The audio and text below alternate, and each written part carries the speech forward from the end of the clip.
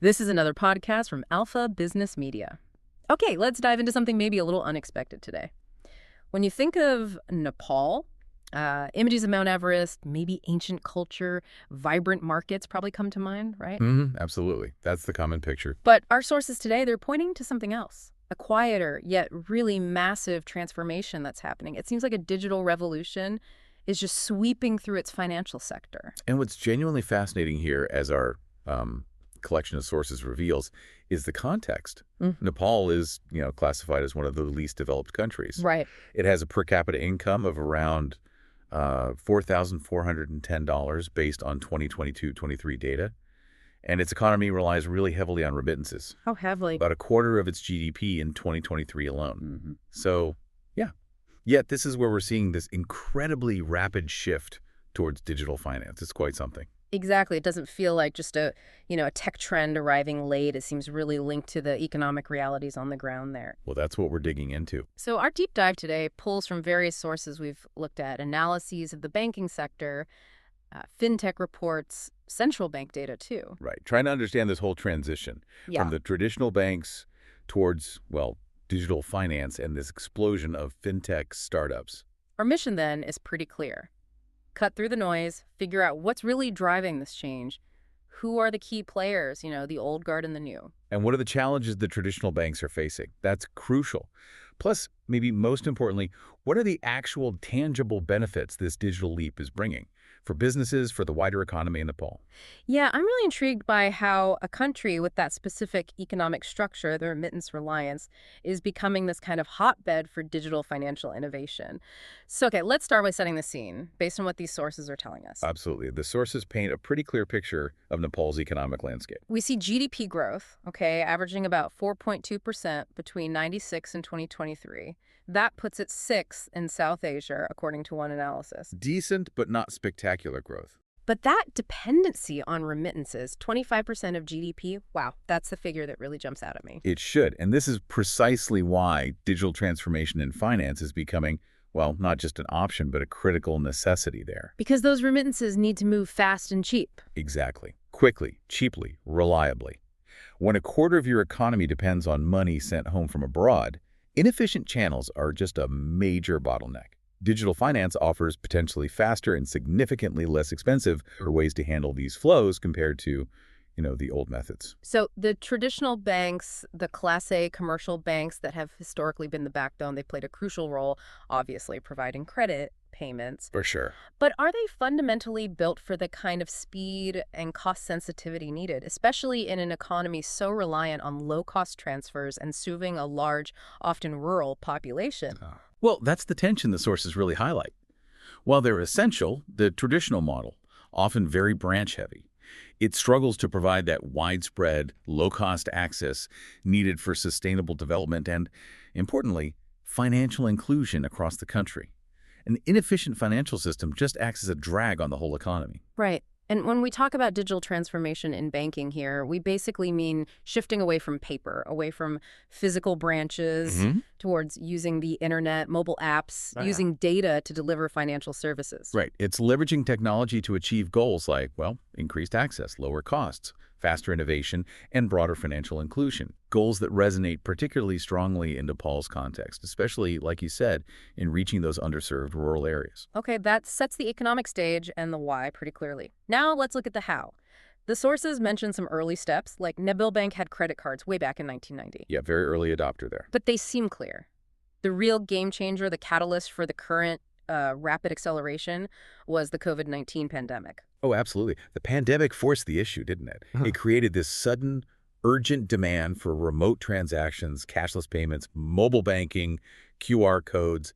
Everything went remote. Yeah. That demand surge, that was the spark. It ignited the rapid evolution we've seen just in the last few years. And the landscape now feels incredibly dynamic. The sources list numbers like 9 or 10 payment system operators, PSOs, and 26 or 27 payment service providers, PSPs, plus around 70 fintech startups back in 2022 data. That's a lot of activity in a relatively short time. It shows a really vibrant, competitive environment. And within that, some key players are clearly taking the lead. eSewa is, consistently highlighted as the market leader. eSewa, right, founded way back in 2009. Yeah, early mover. It boasts over 8 million users, more than 350,000 merchants, and was actually the first Nepalese wallet app to hit 10 million downloads globally. 8 million users and 350,000 merchants. I mean, those numbers are seriously significant in that market. And they offer a huge range of services too: bills, tickets, transfers. And even digital lending, specifically for their agent network, which is really interesting. Ah, the agent network. That's a critical piece of their strategy, yeah. By covering all 753 local government areas, they effectively extend financial access deep into rural communities.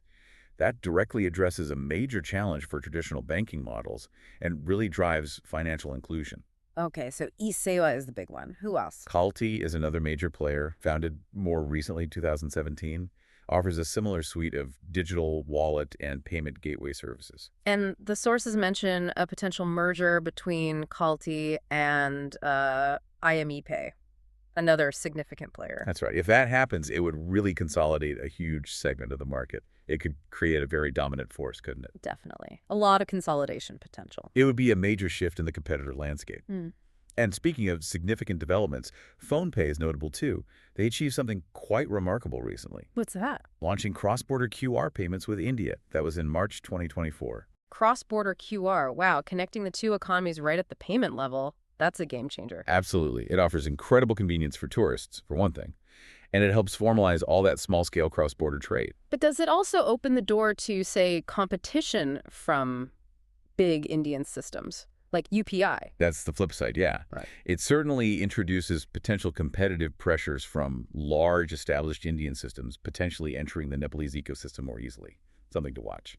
Okay, so we see this burgeoning fintech ecosystem, some real heavy hitters emerging. Does the actual transaction data back this up? Does it show this rapid adoption? Oh, it absolutely screams rapid adoption. The numbers provided in the sources, particularly the central bank data, they show explosive growth in digital payments, often, at the expense of the more traditional methods. Okay, let's look at some of those figures then. Comparing, say, fiscal year 2022-23 to 2023-24, mobile banking users jumped 15.4%.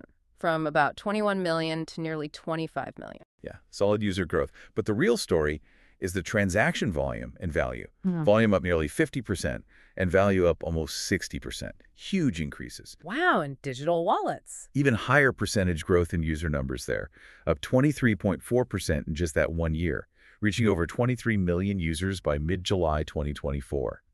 Transaction volume and value through wallets also grew strongly, around 38% each. But the standout figure, the one that really tells that story of potentially leapfrogging technology, it's QR codes, isn't it? Absolutely. Over 2 million merchants now accept them, according to the sources. Whole million. Now the growth, just listen to this, volume up over 117%, value up over 103% in a single year. That level of QR growth is just phenomenal. It really does suggest that Nepal is maybe bypassing that whole widespread adoption of plastic cards that many developed economies went through. I think so. Think about it. A simple paper QR code is incredibly cheap for a merchant to set up. Right. Minimal investment. Combine that with high smartphone penetration, around 73% of people having smartphones, and a large base of people already using mobile banking apps that can scan those QRs. And you have the perfect recipe for this kind of growth, especially for small businesses, street vendors. Exactly. It's a perfect storm of accessibility and low cost, enabling really rapid adoption at the grassroots level. And conversely, we're seeing the traditional methods start to slow down or even decline. That's right. ATM usage growth has slowed right down, and the number of ATMs actually decreased by over 5% in that year. Fewer ATMs. Interesting. Yeah. Check usage fell by 4.5%. Credit card usage growth also slowed significantly, maybe even fell slightly. The sources point out that the increasing integration of e-wallets with e-commerce is one reason for this. Less need for a separate credit card for online buying. So it's more than just numbers then. It's a fundamental shift in how people are behaving, how they're managing money. It really is. And for the banks, this behavioral shift, reducing reliance on physical cash and checks, it holds the potential for significant long-term operating cost reductions, if they can adapt. And that cross-border QR thing with PhonePay in India, did the sources give any numbers on its actual impact yet? They did. It showed real impact quite quickly.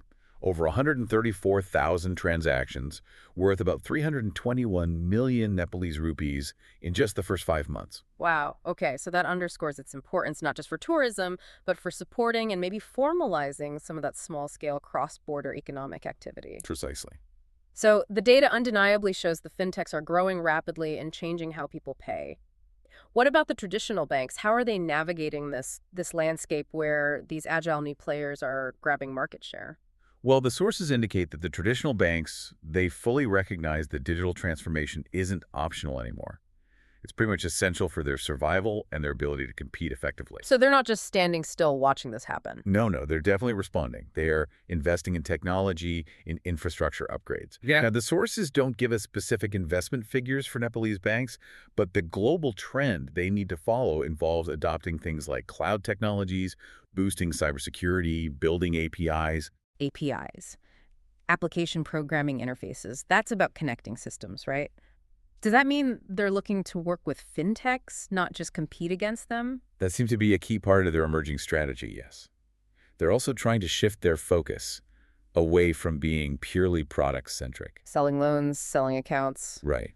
Towards being more relationship and customer experience focused, which is a strength often associated with the fintechs, known for their slick user interfaces. Are there specific examples highlighted in the sources, banks making these shifts? Yes, NIC Asia Bank is mentioned. They're expanding digital banking services, optimizing their physical branches, even building a new headquarters designed specifically as a tech base. Okay. And they're particularly noted for efforts in rural and underserved areas, places like Mugu and Bajhang.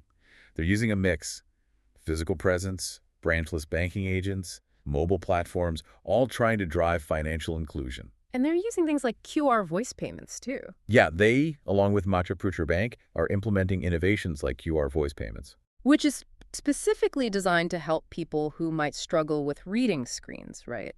That seems like a thoughtful innovation for accessibility. Exactly. It addresses a real need. What about Nabil Bank, the one with the first credit cards back in the day? Nabil is also actively pursuing partnerships. The sources mention the strategic partnership they have with a company called Cashmello. It's to facilitate inbound remittances using an API called Malolink. Ah, so directly tackling that vital remittance flow we talked about, making it more efficient digitally. Precisely. Leveraging fintech collaboration for a core need. So it sounds like maybe a dual strategy emerging for the banks, developing their own digital capabilities and partnering with fintechs. That seems to be the most pragmatic approach, doesn't it? Banks have that established trust. They have large capital bases, extensive physical networks, even if they're shrinking slightly. Yeah, the brand recognition. Right. Fintechs have the agility, the speed, the modern user experiences. Partnering lets banks leverage that fintech innovation without having to build absolutely everything from scratch, while the fintechs can tap into the bank's trust and reach. It's potentially win-win. And that potential for banks to combine their existing rural footprint, those branches or agents, with new digital initiatives. That could be a really powerful engine for financial inclusion, couldn't it? It could be, provided, and this is a big, provided they can overcome the hurdles like digital literacy and, importantly, inconsistent internet access in those areas. That's the critical challenge, then. The success of these bank digital initiatives in rural zones depends heavily on broader infrastructure development, on targeted education programs. Which really requires government and educational support alongside whatever the banks themselves are doing. It's an ecosystem effort.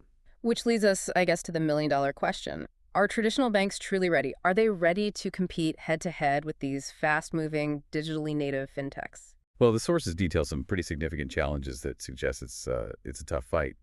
One of the most fundamental is legacy IT systems. The old infrastructure. Exactly.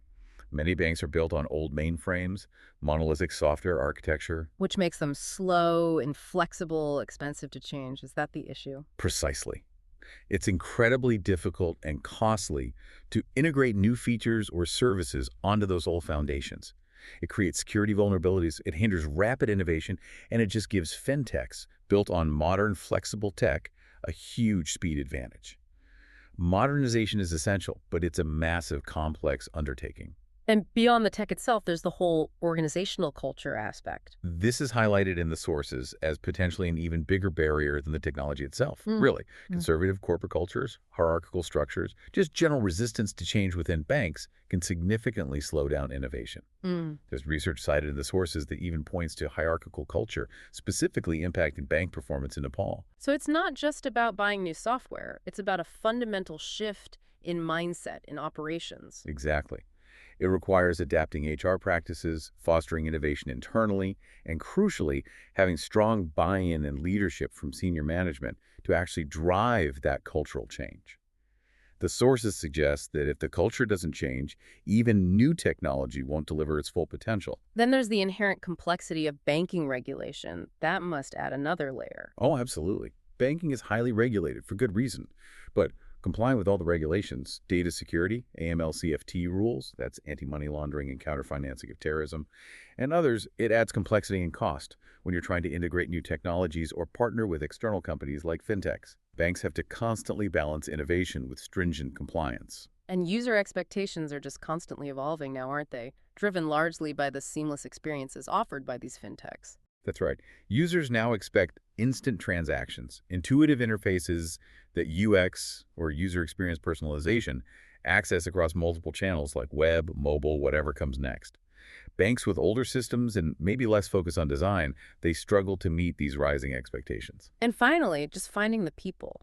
Building the digital workforce must be a challenge. It is. A shortage of skilled IT professionals, data analysts, cybersecurity experts, developers. It's a global issue, sure, but it's particularly acute when you're trying to undergo rapid digital transformation. Banks need to invest heavily in attracting, training, and retaining this talent, and the sources do note that Nepalese banks are starting to recognize this critical need. So if we were to sort of compare banks and fintechs based on the sources, banks have the trust, the capital, the reach, but they struggle with flexibility, speed, modern UX. Right, and fintechs have the speed, the flexibility, the modern UX, but they need to build that trust, acquire significant capital, and build out their reach. They're often VC-dependent initially. And the increasing regulatory requirements for fintechs from the central bank, things like higher capital, stricter security, making PSPs become public companies by 2028, those are deliberately aimed at leveling that playing field, aren't they? Yes, very much so. While necessary for stability and consumer protection, these rules also inevitably increase costs and barriers for the fintech startups. It makes it harder for new entrants. It paints a really complex picture for the banks. Some are clearly making strides, but they're facing these fundamental structural and cultural hurdles. Okay, let's shift focus now to the real-world impact. What does all this digital transformation actually mean for businesses? Especially the SMEs, the small and medium enterprises that are so vital to Nepal's economy. Right, this is where the potential benefits are truly transformative, I think.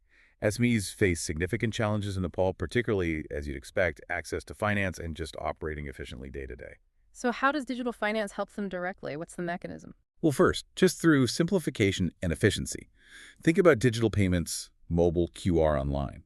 They drastically reduce the time and resources SMEs spend handling physical cash, literally going to bank branches, dealing with paperwork. Takes time, costs money. Exactly.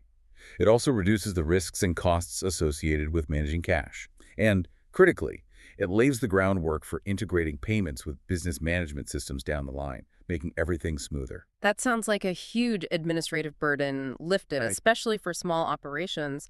What about that access to finance gap you mentioned? That seemed like a big number. It is. This is potentially one of the biggest impacts. The sources mention an estimated US $3.6 billion SME financing gap in Nepal as of 2020. That's huge. Wow. Digital channels help overcome geographic barriers, making financial services accessible to rural SMEs who might be far from a bank branch. But more importantly, digital lending using alternative data. Alternative data, what does that mean here? Things like transaction history from digital payment platforms, sales records from online activities. This kind of data can help assess creditworthiness for businesses that lack traditional collateral or maybe a formal credit history. Businesses that were previously excluded by traditional bank lending models. Ah, so it's about making those maybe invisible or informal businesses visible to lenders through their digital footprint. Precisely. Examples like Isewa offering digital loans to its own agents, many of whom are small entrepreneurs themselves. Right. Or the Honeycomb platform mentioned in the sources, which specifically helps micro-entrepreneurs, particularly women, by using alternative data to connect them with lenders and suppliers. These really show how digital finance can open up previously inaccessible credit. And digital payments are also surely foundational for the growth of e-commerce, right? You can't sell online without easy ways to pay. Absolutely fundamental. You simply can't have a thriving online commerce sector without reliable, accessible digital payment systems. Payment gateways like eSewa and Kulti integrating with online marketplaces allow businesses to sell products and services way beyond their physical location. They can reach a much wider customer base, potentially even cross-border with initiatives like that PhonePe India QR link we discussed. And the sources also mentioned increased transparency and reduced costs. How does that work? Yes, digital transactions leave a clear trail, right? This improves transparency for both the businesses themselves and potentially for tax authorities, which could help formalize parts of the economy over time. Reduced reliance on manual processes, paperwork, cash handling that also directly lowers operational costs for businesses. Are there tangible examples of this happening on the ground in Nepal, SMEs actually adopting this? Yeah, the sources cite real-world examples. eSewa reporting increased merchant integration onto their platform is one indicator. Anecdotal evidence of small businesses like tea stalls or handicraft shops in Pokhara successfully accepting digital payments. There's also research linking the adoption of technologies like IoT, the Internet of Things, which often involves digital systems and payments, to improved SME productivity and management. And international projects leveraging digital finance have apparently helped women, micro-entrepreneurs, for example, those involved in electric vehicle batteries, significantly improve their business viability. So it seems digital finance is acting as this crucial tool to address some long-standing structural problems for SMEs, like that financing gap, informality, while also building the necessary infrastructure for new economic activities like e-commerce. Yes, exactly. And the success stories, they create a kind of positive feedback loop, a network effect. When businesses see their peers successfully adopting digital payments, it encourages more businesses to get on board, and that accelerates the overall digitalization process. This has been incredibly insightful. We've covered the drivers, the players, the explosive growth, the challenges for banks, and now the benefits for businesses. Let's maybe try to wrap up by looking at the broader path forward, the role of the regulator, the hurdles that still remain, and maybe future prospects. Sounds good. The Nepal Rashtra Bank, NRB, the central bank, plays a really crucial and multifaceted role here. It's the supervisor, it's a system operator itself, it's the policymaker, Yeah. and importantly, it acts as a catalyst for innovation, all guided by the Payment and Settlement Act of 2019. So they're the ones licensing all these PSOs and PSPs, the fintechs and banks we discussed. Yes, they've licensed the 9 PSOs and 26 or 27 PSPs mentioned earlier.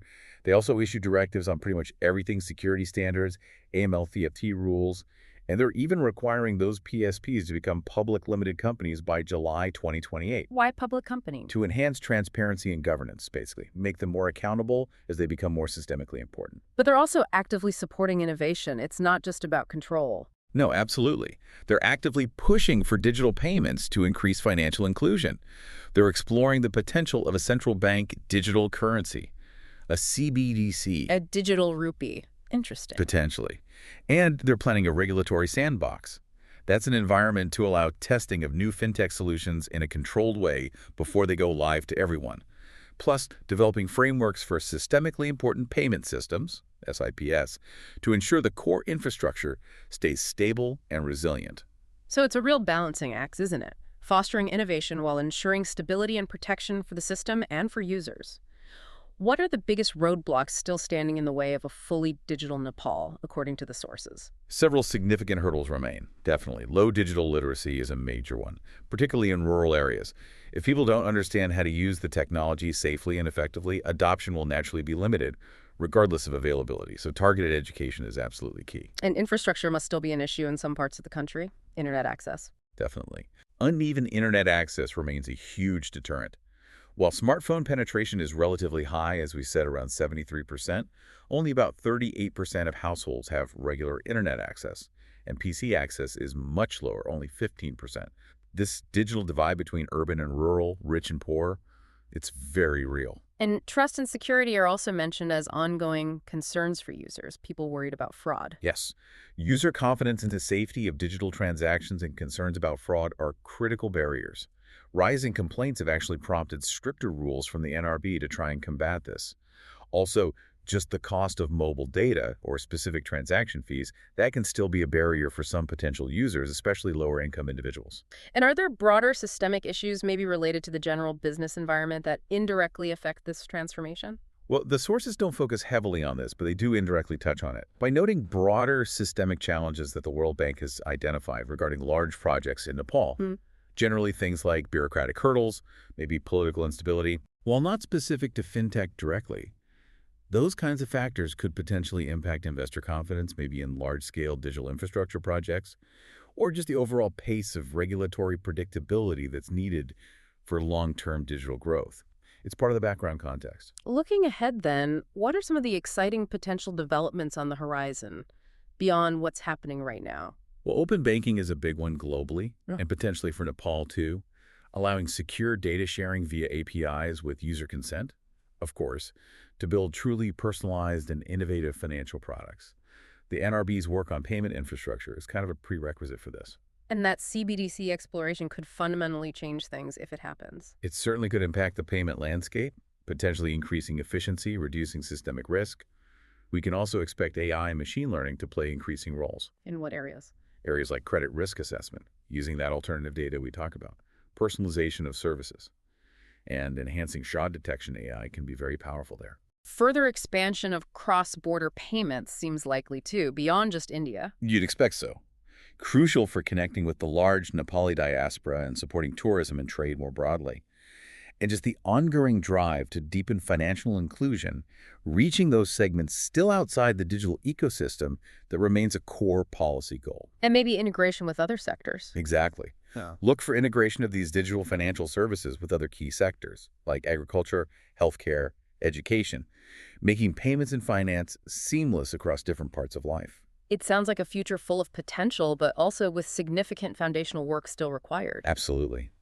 The NRB's proactive stance seems vital in guiding this, trying to strike that balance between innovation and stability. But overcoming those fundamental obstacles, the digital divide, through serious investment in infrastructure and widespread literacy programs, that's absolutely essential. Okay, this has been an incredibly thorough deep dive into Nepal's digital finance transformation.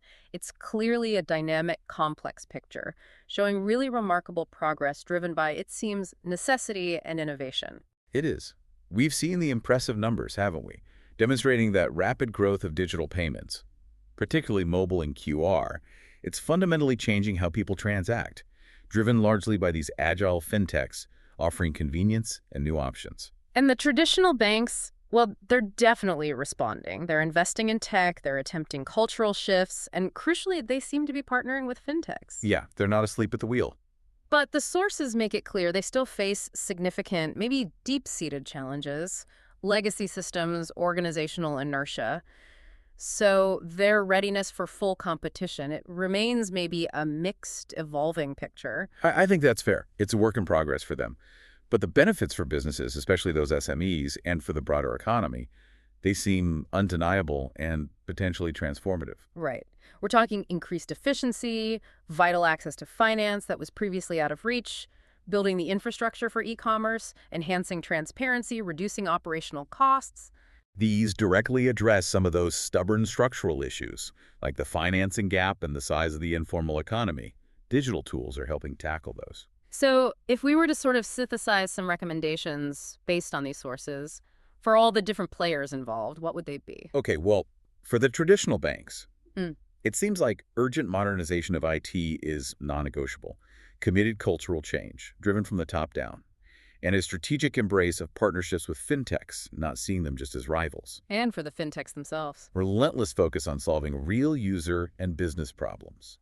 Rigorous attention to security and compliance, especially as regulations tighten, and actively seeking collaboration opportunities with banks and others. What about businesses, the SMEs? Proactive adoption of these digital tools. Don't wait. Start exploring how they can unlock the benefits for your specific operation.